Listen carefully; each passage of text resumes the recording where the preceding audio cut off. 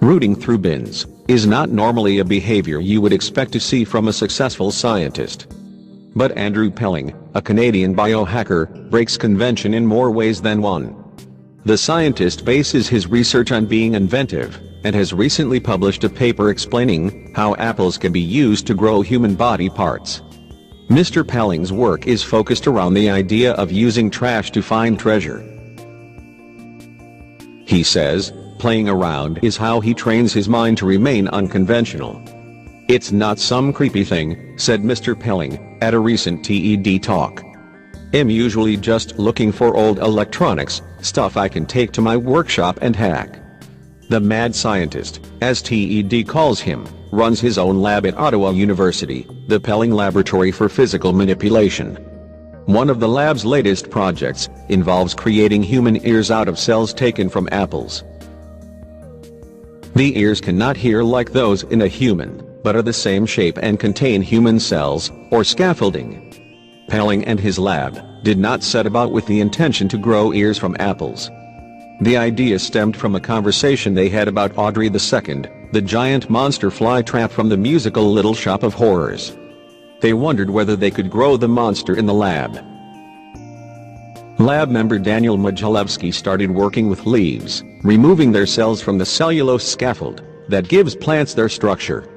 But he had trouble when it came to stripping the leaves' waxy coating. When he spotted another lab member eating an apple one day, he decided to use apples instead. "We took a totally innocent Macintosh apple, removed all the apple cells and DNA, and then implanted human cells," Mr. Pelling said. "And what we're left with after removing all the apple cells is this cellulose scaffold." Mr. Pelling's wife carved apples into the shape of ears, then took them to the lab where the scientists treated them to turn the apple cells into human cells. The scaffolds can be implanted in the body, according to a recent paper Pelling and his colleagues published in the journal PLOS One.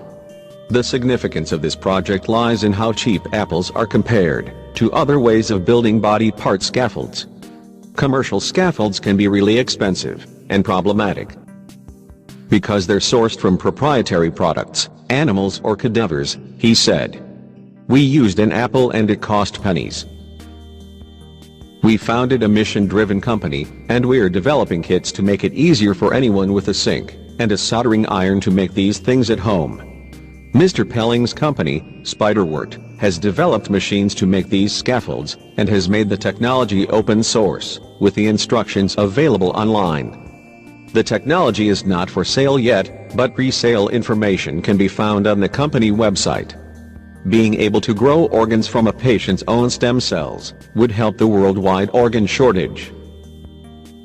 Scientists are well on their way to making specialized stem cells that could be seeded onto a scaffold and become livers, or hearts, or skin.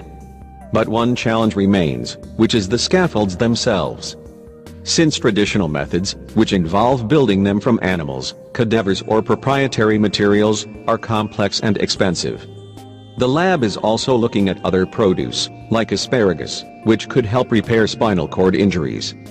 What I'm really curious about is if one day, it will be possible to repair, rebuild and augment our own bodies with stuff we make in the kitchen. Mr. Pelling said staying creative with science is difficult. It takes a lot of work. "I honestly believe that being unconventional and creative isn't something that just happens," he told Mail Online. "We set up conditions to either foster and grow that spirit or conditions that kill it. So, I surround myself with fascinating and energetic people, give myself and other permission to play, and constant ask myself if my plan, idea, decision etc. could be even more audacious. This may not come naturally for all people, but if you try it, after a while it becomes easier and a more likely way for you to operate. And the end product is an ability to always be thinking in a way that is different from most, which means you come up with a lot of new and unusual ideas. Most of them fail though. But you have to at least try them. Every now and then some will work out and they are usually gold."